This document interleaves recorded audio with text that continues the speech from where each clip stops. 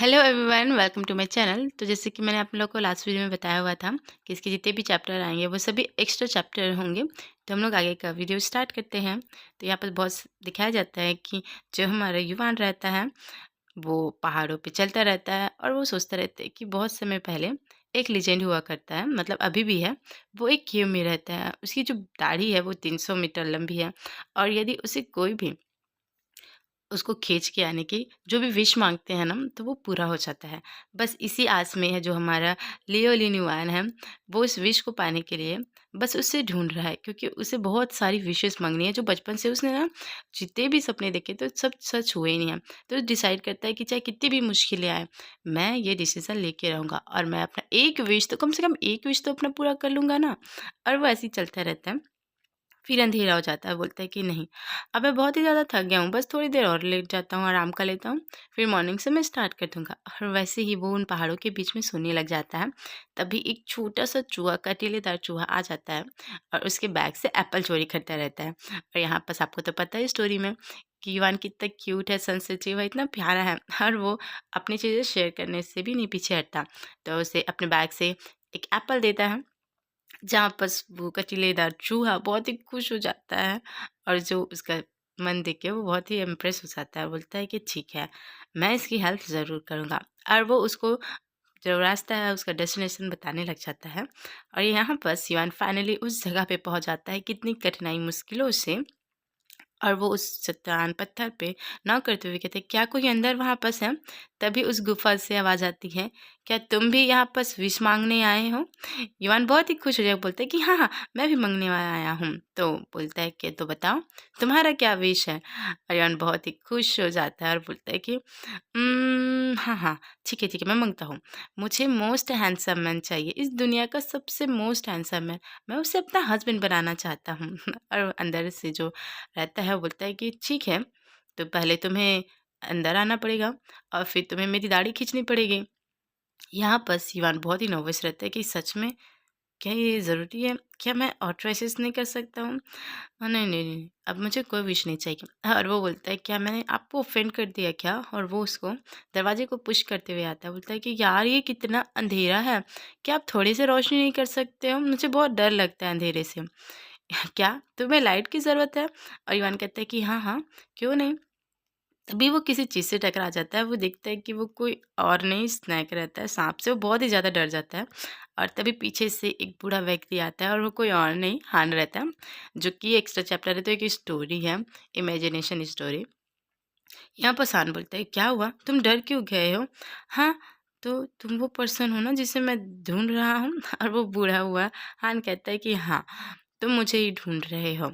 और वो कहता है कि ये बहुत पहले की बात है, जब मुझे ये कर्ज लगा था कि मैं कभी मर नहीं सकता हूँ। तब मैं जवान होऊँगा, जब मेरे सभी दाढ़ी के जो बाल रहते हैं, वो टूट जाएँगे और फिर मैं एक एज तक मर जाऊँगा। तो बस कुछ नहीं, ऐसे ही चल रहा है। तो तुम हो वो लास्ट पर्सन जो मेरी इस दाढ़ी को खींचने वाला है और मेरे को विश माँगने वाला है, राइट? तो बोलता है कि तो ठीक है, जल्दी करो, ये लास्ट वाला ही बचा है। जल्दी से अपनी सारी विशेज़ फुलफ़िल कर दो। युवान बहुत ही खुश होता रहता है कि हाँ, ठीक है, मुझे मुझे एक मोस्ट हैंडसम मैन चाहिए, इस दुनिया का सबसे मोस्ट हैंडसम मैन। तो वो बूढ़ा हान कहता है कि पहले तुम्हें इसे खींचना होगा और तभी तुम विश कर सकते हो। और यहाँ बस कहीं न कहीं वो अपनी नज़रें झुकाता रहता है। तभी युवान कहता है कि पक्का इससे मेरी सारी विशेज़ पूरी हो जाएँगी जो मैं माँगूँगा। यहाँ पास हान कॉन्फिडेंस होके बोलता है कि हाँ, ठीक है। तभी वो खींचने लग जाता है और फिर रुक जाता है। फिर तभी बूढ़ा हान कहता है, क्या हुआ, तुम इतना हेजिटेट क्यों कर रहे हो? पर पता नहीं क्यों युवान को यहाँ पास ना अच्छा फ़ील नहीं आता रहता है कि कुछ न कुछ गड़बड़ है, समथिंग फिर यहाँ पर बूढ़ान कहता है कि जल्दी करो, तुम ऐसा क्यों कर रहे हो? और वो खींचने लग जाता है, पर वो विश माँगता ही नहीं है और बोलता है कि हाँ, इतना सिंपल था, ये तो ऐसे निकल गया। तो क्या मैं अपना विश माँग सकता हूँ अब? तभी वो देखता है कि वापस एक हैंडसम यंग मैन खड़ा हुआ है, जो पहले बूढ़ा हुआ करता था, अब वो है नहीं। उसके हेयर बहुत ही स्मूथ हो गए, जो लॉन्ग हेयर थे, अब वो है नहीं। और वो सरप्राइज़ हो जाते हैं और बोलते हैं कि तुम ऐसे कैसे हो गए? तुम इतने यंग कैसे हो गए? यहाँ बस वो बिना ही बोले जो यंग यान है, वो चला जाता है और वो यहाँ पे शिवान सोचता है कि हे तुम कहाँ जा रहे हो? अरे! पर तुमने तो मेरा विश पूरा ही किया नहीं। हे मॉन्स्टर! क्या तुम मॉन्स्टर हो? तुम किस टाइप के मॉन्स्टर हो? तुम अभी बूढ़े थे और सडनली ऐसे यंग कैसे हो गए?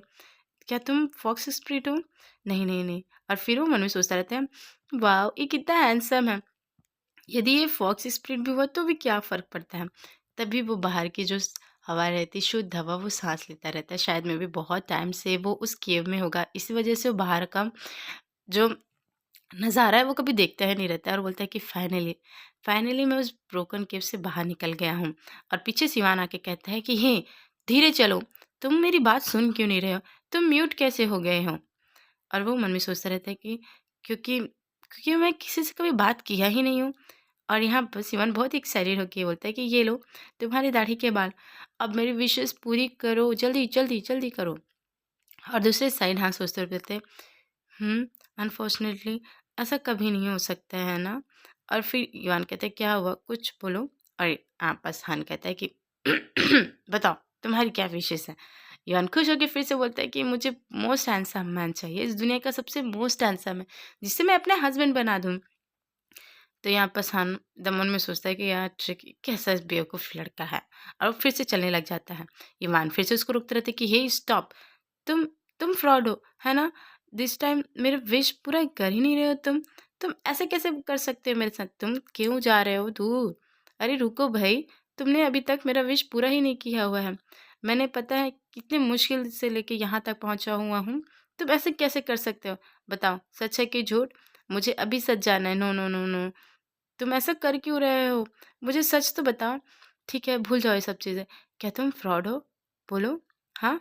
क्या तुमने ये सब जानबूझ के किया हुआ है? क्या ऐसा कुछ होगा नहीं कभी? मेरा विश पूरा होगा कि नहीं होगा? कुछ तो बोलो। वो बोलते ही रहता है, बोलता रहता है। अरहान गुस्से में रहता है कि हाँ, ट्रू है। हाँ, ये सच कह रहे हो तुम। अनफॉर्चुनेटली पर यही सच है। तुमने सुना ही होगा ना कि मुझे कर्ज मिला है और जिसके तहत मैं इस केव में रहता हूँ और मुझे एक एबिलिटी है कि मैं सभी लोगों की विशेस पूरी कर सकता हूँ, पर तुम्हारी नहीं, क्योंकि तुम वो लास्ट पर्सन थे जिन्हें मेरा दाढ़ी का बाल खींचा और मुझे यंग कर दिया, जिससे मैं अपनी लाइफ फिर से जी सकता हूँ। और तुम्हें पता है इस सब में मेरी हेल्प किसने किया? तभी वो छोटा जो चूहा रहता है कटीलेदार, वो वापस वो हान के पास चला जाता है और वो कहता है कि हाँ, ये पर्सन सभी उस लोगों को लेके आता है जिसे सबकी जो विशेस रहती हैं उन्हें पूरी करने के लिए। तो तो वो ये है। हाँ, ये बहुत समय से मेरे पास है और यही सबको इन्फॉर्मेशन देता है कि यहाँ पास कोई है जो सभी की विशेस पूरी करता है। अनफॉर्चुनेटली वो तुम लास्ट पर्सन थे जिन्होंने ये काम किया और तुमने ही मुझे एक नया यंग वर्ज़न दिया है। तो यहाँ पर तो समझ रहे थे। हाँ, तो मुझे समझ ही नहीं आ रही ये सब क्या हुआ, मतलब ये मुझे कुछ नहीं समझ आ रहा, तुम मुझे बताओ क्या मैंने सही प्लेस, मतलब। और वो बहुत ही ज़्यादा कन्फ्यूज़ सा रहता है। यहाँ पर सान बोलता है कि हाँ, तुम ही वो लास्ट पर्सन थे जिसके कारण मैं ऐसा हो गया हूँ। और फिर वो लोग वापस से सिटी आ जाते हैं उस पहाड़ी क्षेत्र से बाहर निकल के। तो आगे की जो स्टोरी है वो आप लोग को अच्छी लगेगी। तो आज का ये पार्ट यही ख़त्म होता है और देखना पड़ेगा कि इन दोनों की स्टोरी में सच में क्या बेबी युवान उसे अपना हस्बैंड बना के रहेगा कि नहीं रहेगा। तो थैंक यू फॉर वॉचिंग।